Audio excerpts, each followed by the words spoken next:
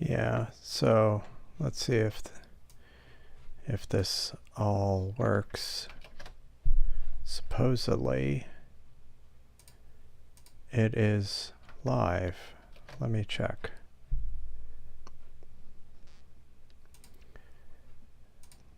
This is the first actual live stream I've done. There are probably 0 viewers, but oops, let me check this.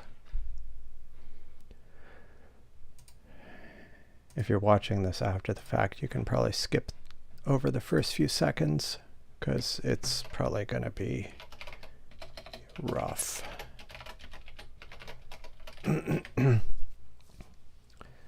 I'll explain why in a moment.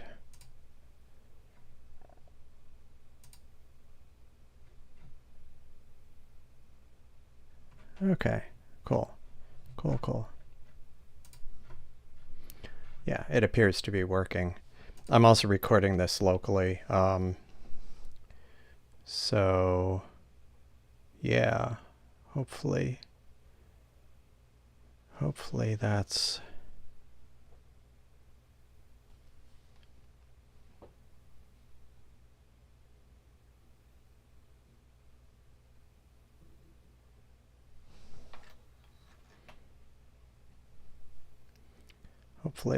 gonna work.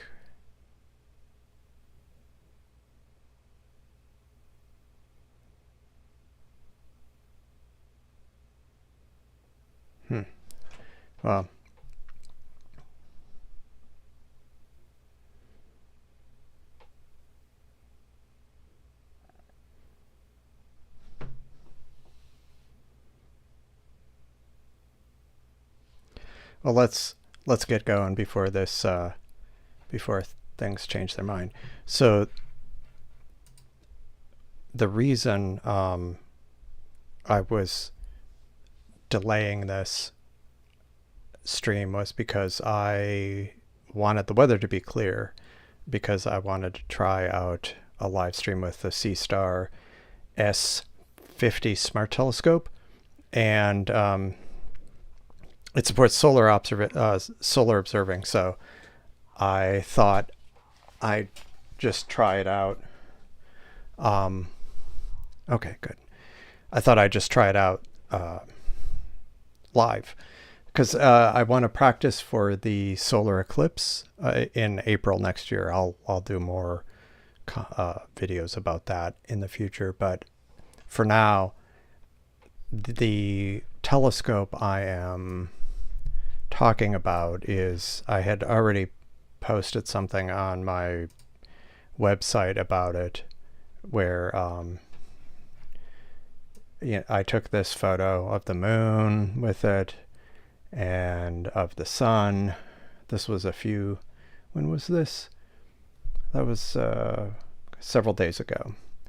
And I also took a photo of this nebula. This was pretty much the image that came out of the telescope. It's the Pac-Man Nebula. You can kind of see it.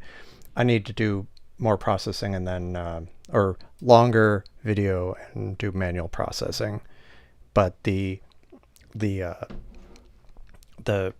Seestar telescope is this thing. I'm not going to show it on camera today, but maybe if I do a video review of it or something. But it's this little device. It's surprisingly small, and you can see you can take photos of the sky, of wildlife. It comes with this tripod that's fairly small, short, but it's nice. It's very kind of plug and play, as it were. But let me and ZWO is a well-established astronomy brand. So let me switch to the live image. Now this is a screen mirrored from my phone. It's kind of drifted a little bit. Let me try to recenter it. The problem is I'm kind of a little far away from where the telescope is, so the Wi-Fi has been a bit flaky. It's going through several walls. It's actually the problem was it was in the there we go.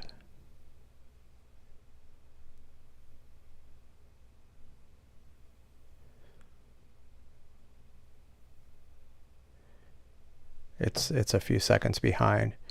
But the problem was it was in the backyard, and then I started so late that the sun went behind a neighbor's house, so the video, I wasn't able to do it. Plus, I've been fighting clouds.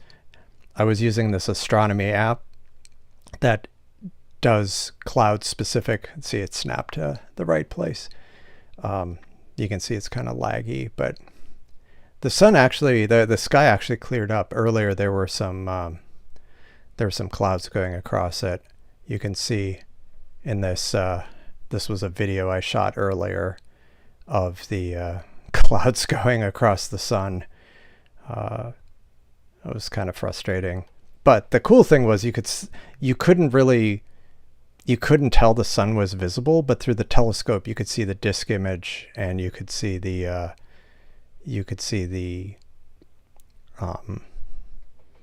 sunspots. So you can see right now, like if I'm just pinch zooming in, there's quite a bit of sunspot groups right now across the sun. I think this one over here on the left side was the one that was visible in that other photo, but as the sun rotates, I think is it every 30 days it rotates, something like that. New sunspots rotate into view, and so yeah, you can see it's quality. It's not too bad, but it's actually kind of interesting. It's really user friendly. I have had astronomy as a hobby. I did astronomy as a hobby when I was a teenager, and I haven't done it much since. And so I didn't have any telescopes, any new modern telescopes. Well, I had one, but then it ended up getting some of the optics got damaged. I need to. It's repairable. I just need to do it.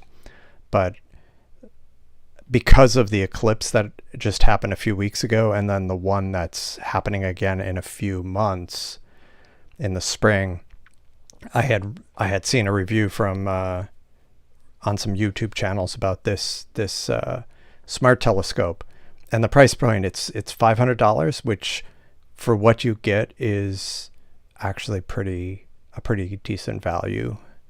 You get the imaging, the telescope, you get the an imaging sensor. I think it's like 2 megapixels, maybe more. It has a built-in light pollution filter. That's how I took that photo of the nebula. It has a solar filter that you have to clip on, but as you can see, it works pretty well. And plus all the control software. So let's go to that. You can see it says device is not level. Maybe that's why it's having a hard time tracking. But so you can go in and you can look at, the battery and capacity. It's got 64 gig of internal space, which is pretty nice. I'm guessing it's like probably some ARM type computer inside. But I mean, for $500, I think it's a pretty good value. And you can pick like different clusters and nebula, and you click on one and it'll give you details about it, and I'll show you where the elevation is. It's the sun's still up, so we can't really do anything with this, but you click gazing and it'll take you to that object, and it has modes for stargazing, solar, lunar, and just scenery, which is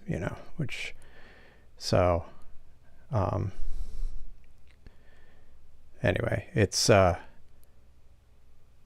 you can see it's actually pretty pretty cool.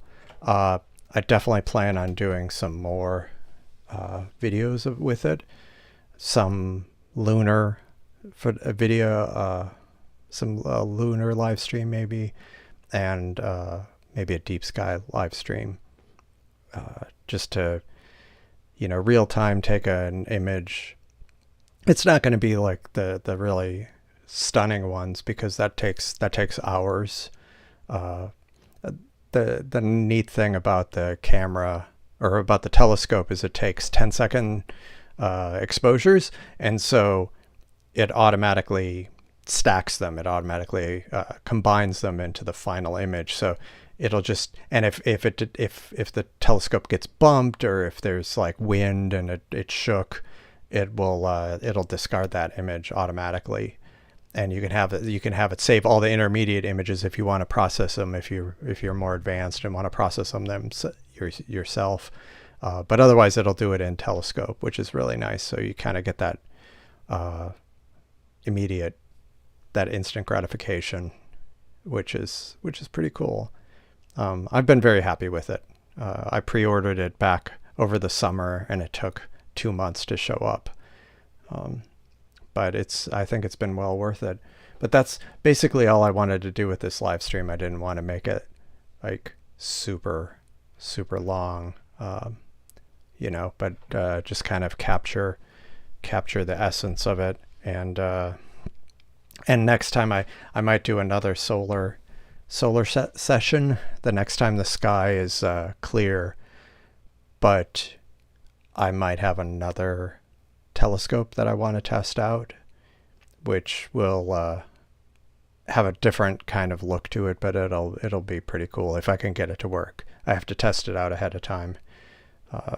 This I've done before, but there was the weather, the building neighbor's building house getting in the way, and I got everything kind of resituated, and then my phone refused to share screen with the laptop, and that was when I kind of just pulled the plug and said, nope, I'm not doing it. But then I decided to try again, and it worked. So that's it for now. If you're watching this after the fact, stay tuned for future videos. If you're watching it now, if anybody's watching it now, stay tuned for future videos, and let me know in comments if there's anything you want me to test out with this telescope. And I'll update the description with information about where you can pre-order it, or get on the backlog list, because it's back ordered, I believe, at this point. But I think if you order it now, it'll still, let me look. We have the technology. Let's share the screen. Let's see, I went All-Star. Was it All-Star Telescope? These were the people I bought from. They're actually Canadian based. Hopefully this isn't too clicky. Okay, let's see. It is, yeah, if you pre-order it now, it will arrive by early next year, which the new solar eclipse next year is in April. So you'd have time, if you want something like this for the eclipse, or if you've just been wanting a telescope. I'll do more about it, more videos about it, because I think it's a really neat piece of kit. But that's it for now. I didn't want to, this was kind of a test, and it kind of succeeded, so we'll leave it at that. Thanks.